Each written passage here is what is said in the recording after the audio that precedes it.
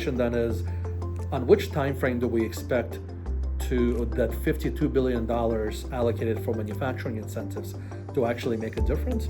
It takes 3 to 5 years to build a fab, so it will take at least that long. And before it has an impact, it will probably be 10 years before we start to see some impact from the CHIPS Act. So again, it will absolutely make it easier for us to source that capacity domestically. It will ultimately break up the reliance on foreign sources in a 10-year time frame. That's reasonable to expect, since there is more manufacturing capacity being created. It's possible that it will bring some of the costs down, but it's certainly not going to affect prices of semiconductors today or even next year, right? We're seeing a pretty big inflation cycle to where people can't find their components, so they're bidding up and buying up all they can. That is what drives the prices up.